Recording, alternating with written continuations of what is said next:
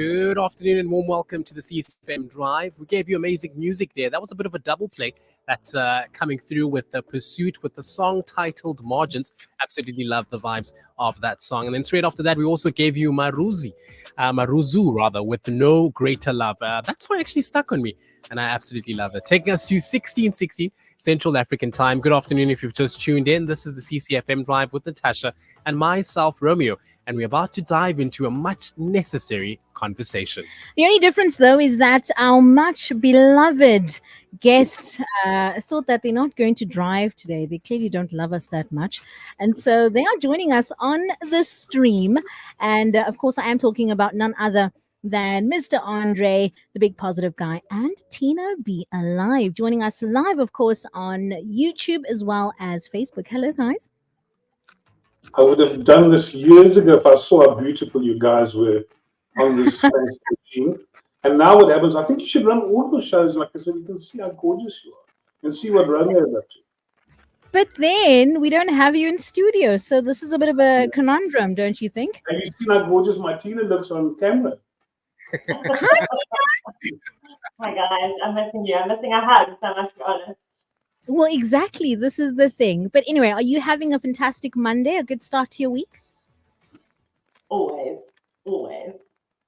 Yeah, Andre, I had a couple of phone calls today saying, would you like to come talk? Would you like to come talk? Would you like to come talk? And that's my most favorite thing in the world. So yes, today is a good day. I love that. Today is a good day. It's all about mindset, isn't it? Which, of course, leads me to the next sort of introduction to today's conversation. You are talking about the importance, of changing our negative perceptions and our negative beliefs about ourselves. This is something very difficult, Andre, Tina, and Romeo. And in fact, I think we spend so much time on the negatives about ourselves, and so why this particular topic today? Well, there's a couple of reasons. I think last week I mentioned to you guys that in the middle of Saturday night, I thought, I'm sure there's some deductions coming. I've checked my credit card and my credit card was gone. And instantaneously, my world fell apart. Instantaneously, I thought, they rebuked it. They're going to phone me tomorrow morning. They're going to want all the money back. And when I went on the next morning, after much praying, God had brought it back, which helped me a lot. But it just reminded me of how easily our self-confidence and self-belief can get shaken. And so the question that I'd like to ask today is, how are you feeling? It's the most commonly asked question in the world, by the way. We always say, hi, how are you doing? How are you feeling? How are you? And it's the most commonly asked question, and it's the one we probably lie to the absolute most. So I thought what I'd do is I'd maybe go through this question this morning or this evening and just say, is it real, number one? Because one of the things that I realized with my little episode about credit card is that it wasn't real. It was a fear of something about to happen. And yet to me, it felt real. So many people are feeling anxious or have anxiety. And one of the things that I think we need to do is we've got to stop. We've got to say, what if this is real and what if it is not? And so I think that's a good place to start, just to identify us amongst ourselves. How do we know when we're really feeling anxiety and we should be anxious? There are times you should be anxious. If a lion is standing behind you there, by the way, Natasha, there is a lion behind you. But if there's a real lion behind you, you should be anxious. You should be jumping out the window. I look back. Because you look back at the camera. I was like, what? There's a lion? And if you do have it, what are we going to do about it? Yeah. That's an interesting one. You mentioned something. You said there are instances where we have to be, or rather, it's inevitable that we'll be anxious about certain things. And I know that we're going to talk about the quality, or rather, developing resilience in a bit. But for someone that's going, guys, I hear what you're saying, but practically, how do I apply this? Or practically, how do I even discern what is true and what is not when it comes to how I see myself, or rather, the negative thoughts and perceptions that I see about myself? So I don't want to get too technical with you guys today, but I think this is one of those questions. If I had to ask the audience now, and everyone could have a poll, my gut response was 30 or 40% of the audience was saying, I'm anxious. I'm anxious about my children, I'm anxious about money, I'm anxious about my job, I'm anxious about the politics that are happening, whatever it is. We're genuinely anxious about something. So I want to give you I've got lots of tips to give you, but I'm just going to give you a few. And I think that we need to start saying, are these real, or are they just something that we can play with? So the first one is, there's this wonderful skill, and it's called journaling. It's the ability to write down how you're feeling. It is one of the most amazing skills in every single emotional intelligence, self-awareness, confidence course. It always comes up as number one, and that is to write down how you feel. Mm. I want to say something to you, is that sometimes your anxiety is very real. I think people get pushed to the edge and even to the point of taking their lives because it is very real. But what we're going to do is we're going to understand when is it real and when is it not real. One of the best things that you can do is you can get out a journal and you can start writing. I'm feeling extremely anxious. Why am I feeling anxious? I'm feeling anxious because maybe there's a funny feeling in my stomach. I'm a little bit concerned because the elections didn't go the way that I thought, or something's happened to me, or I haven't got enough money, or the kids aren't behaving themselves. And to write it down and then start analyzing. You know, the very first step of emotional intelligence is to be self-aware. Yeah. The very first step of understanding what is real. What is real? And if you start understanding what is real, then what happens, you can start taking control of it. So you're right there, I'm feeling this way. There's a couple of questions. How long has it been lasting? Where does it come from? How was it triggered? Is there something I can do about it? Have I felt like this my whole life? You know, one of the worst things, and how many of you haven't done this, is that you do something very scary. So I've done some weird stuff in my life, like skydiving and bungee jumping and all stuff like that. Every time I did something like that, the thought was, I'm not going to do this. I'm going to die. It's the worst thing in my life. What's the first thought I had when I finished? Take me back again. I want to do it again. I want to do it again. And a lot of fear is like that. So the very art of journaling will actually get you to actually start understanding who you are and what you're doing. Second thing is that I think sometimes you need to just share the news. Don't feel that you need to carry this weight on your own. And all of us have issues. If you can find a trusted person, that's the wonderful thing about being in a Christian environment. There are so many people that are skilled and able to talk you through this process. And I think the very first thing you need to say, is this a real anxiety or is this just something temporary? If it's a real anxiety, all right, then let's deal with it. But if it's a fake anxiety, we need to be learning the skills so that we don't fall over every single time somebody says something nasty to us. That's that part of resilience, because anxiety is a good thing, but most of it, and as you get older, you always hear older people say, we just don't care that much anymore. You know, Romeo, you said I was ugly. So what? I'm ugly. I don't care. You know, my life doesn't fall to pieces anymore. And that's the art of resilience. Resilience is being able to say, come what may, I remain the same human being that I am.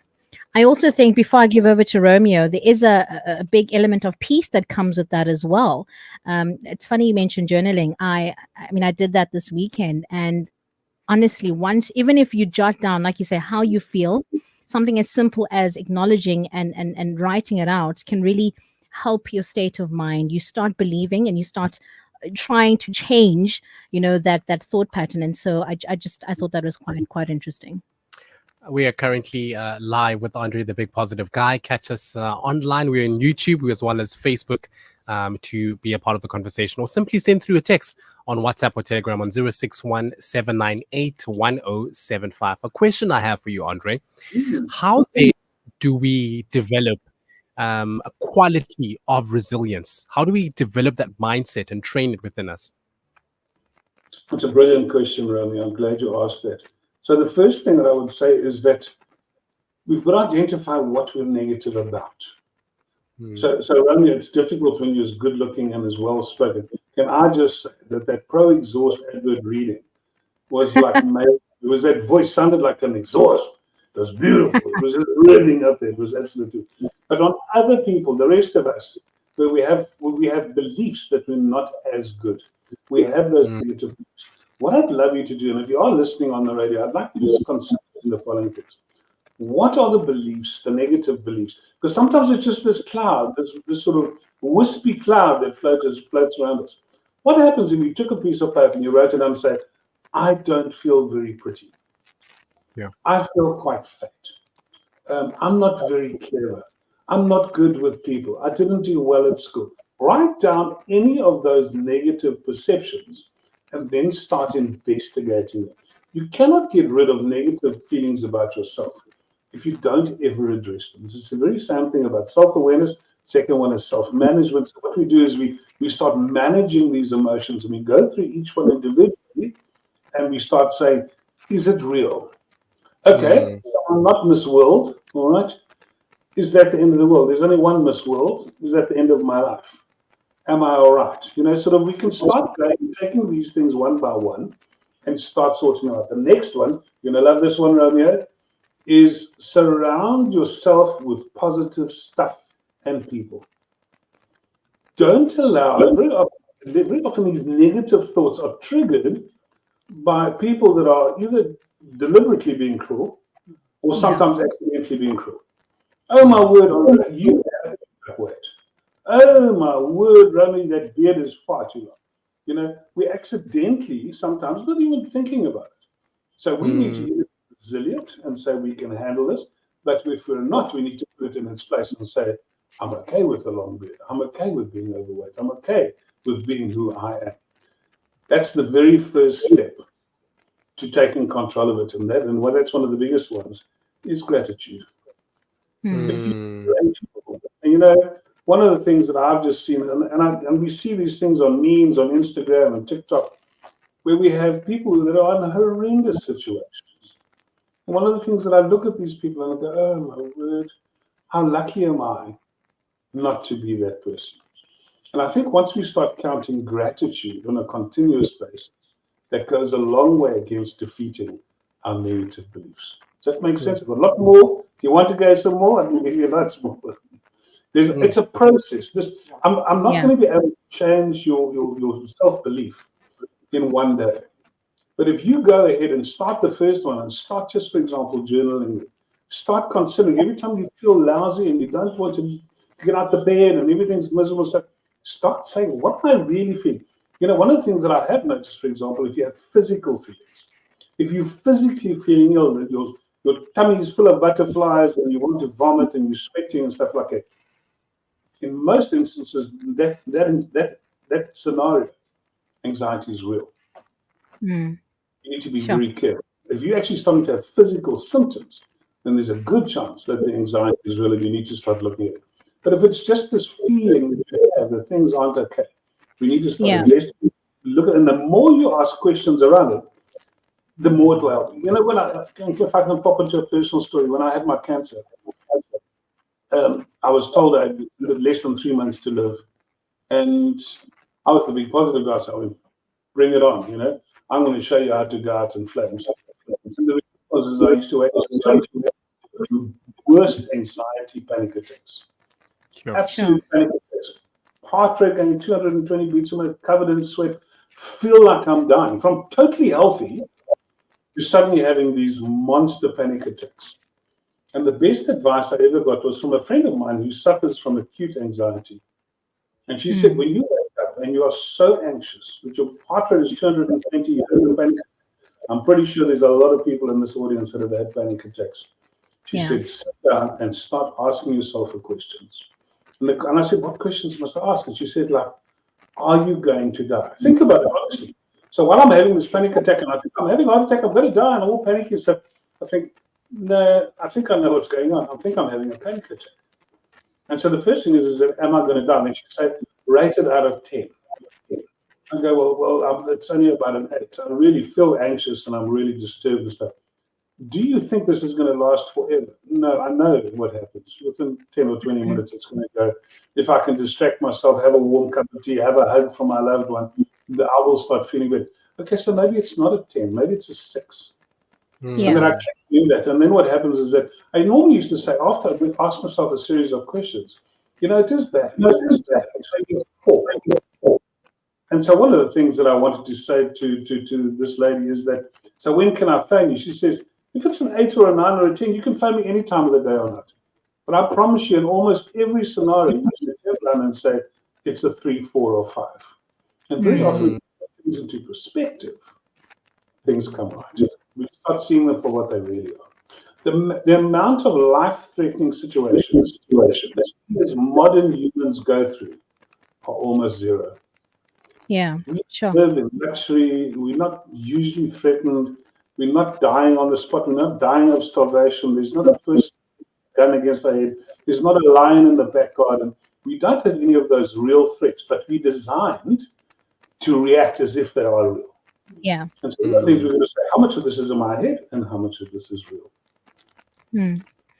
Andre, the big positive guy, as well as Tina B joining us on YouTube as well as Facebook. I know that we've got a couple of messages on our WhatsApp lines, but Tina, anything you want to add just before we go to the conversations on WhatsApp?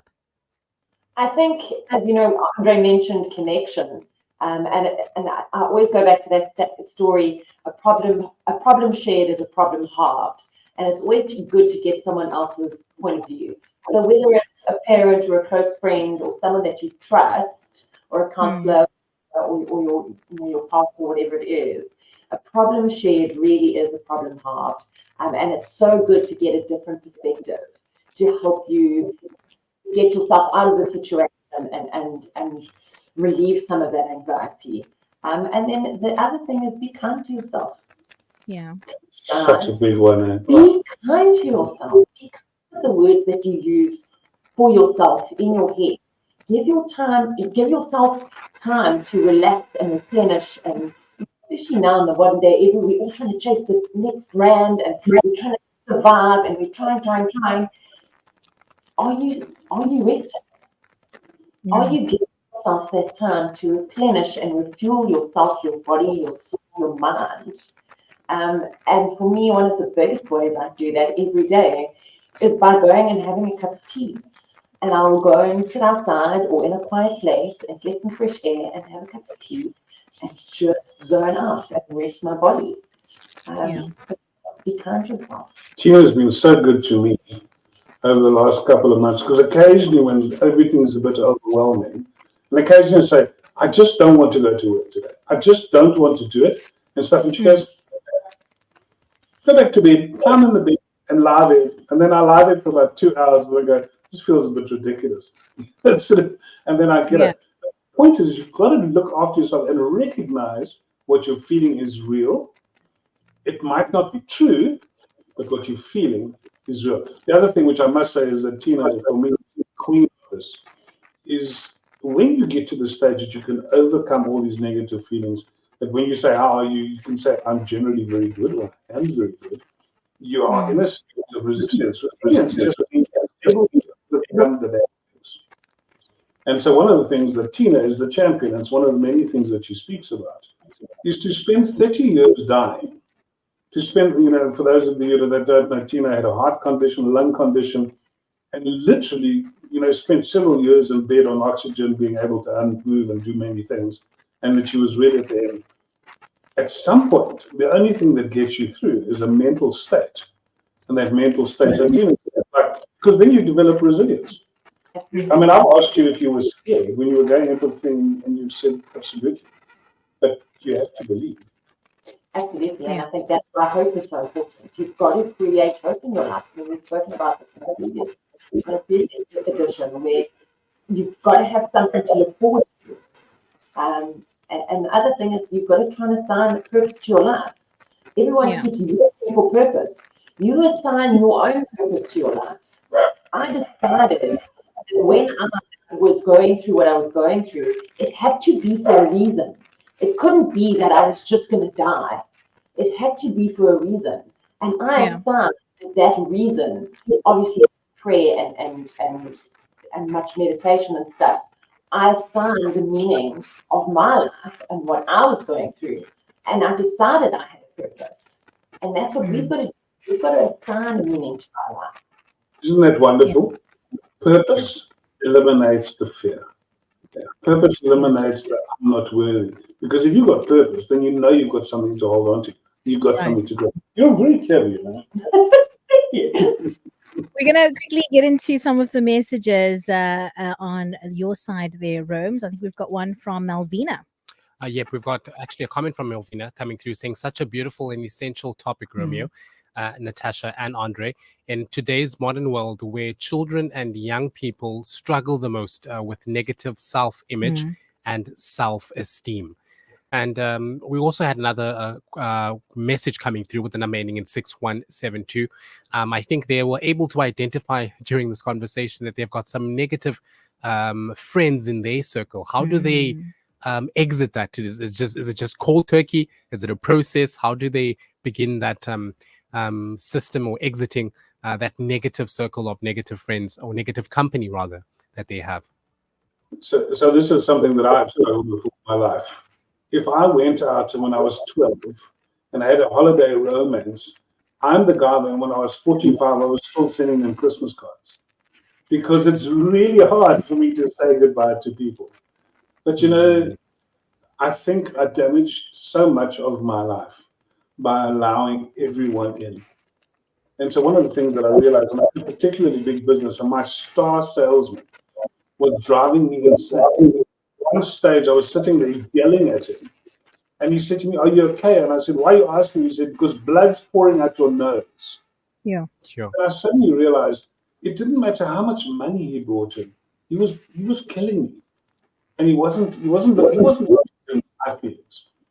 So here's the thing that I think you need to do. I think you don't do it casually. I think you really got to identify that they are negative, and I almost want to call them toxic. There are people that are negative and they can steal your life, but people that are hurting you or creating damage in your life, you have to say goodbye. And I'm sorry to say that the way that I've found, that's by far the best, is to just walk away. Walk away. Don't go into conflict. Don't fight. Just walk away. And sometimes it's been difficult. Sometimes we've had people funny since they come for dinner. We go, "Sorry, we're busy on Saturday." And they say, "Next Saturday, busy on that Saturday as well. Next Saturday, no, we're busy on that Saturday as well. Next Saturday, sorry, it's too far in advance. I can't do anything." Because I didn't want to hurt people. So you don't have to hurt people. But I think if you slowly drift out of their lives, and we do drift in and out of each other's lives, I think that's been the easiest way. Some people will say that's the chicken-hearted way of doing it. But I think sometimes to confront somebody and go into a full-scale fight might not be the right way to get out of a relationship. Yeah. If you were going out with a boy, Natasha, and you wanted to break up, you would just say to him very kindly, "I don't think this is working. And I think it's time to move on." If you can do something like that, and then genuinely move on, don't come back next week. Sort of saying, "Back." It's just better leave, and then it's off again. We've got to walk away. The funny thing is once you realize that person who's hurting you or being negative towards you or just changing the way you see yourself, once you realize it, you will start to pick it out every time you're with them. And you'll be like, "Oh my gosh, why didn't I see this earlier?" And then it will become so evident to you that actually you don't need this in your life. And then it becomes easier to cut over time. But a great question. Absolutely great question. Yeah. We are running out of time, but I know you wanted to add something. Yep, just one more on my end. Message coming through from Dylan asking, it's touching on the beginning where you spoke about journaling. Dylan wants to find out, does digital journaling count as well? Can that help as well? Or should it be old school style of journaling? Absolutely. The art of writing it down is the process and the ability to read it afterwards. So Dylan, just out of interest, a few years ago, I did a journaling course. And in my research of doing journaling, there are 9 different ways that I identified that you can journal. And you can actually, if you go to some of these bookstores like Typo, you can find out, so there's like a bullet point journal. There's a sort of my diary style of journal. There's the sort of, where it gives you prompts about what things you need to do. There are so many different forms. Dylan, do what works for you. The reality is that I see with my daughter and anyone sort of under 25, the reality is every time I come to see CCFM, you guys are writing on your phones. It's just like, where's your notebook? So I'm looking for the notebook. The notebook isn't key. The reality is that writing it down is the important process. On that note, guys, we could continue for hours, but unfortunately, we do have to stop it right there. I almost want to say we need to have a part 2 of this conversation. Very, very much needed. And so fitting as we start this brand new week. Andre, Tina B, where can our listeners find you? Andre at bigpositiveguy.com and SheenaBeAlive.com. Fantastic. We hope to see you next week in we hope studio. so as well. Pray for good weather. I can't wait to see you guys in person again. Yes, guys, thank I you so could much. do an external broadcast and bring the studio to my house. How's that sound? Thank you so much. Provide a Thanks for the conversation. It's been fantastic and always such a pleasure having both on the CCFM Drive. Thank you Much very Thanks, love. much. Andre. Thank you. Bye. Bye. There you have it. That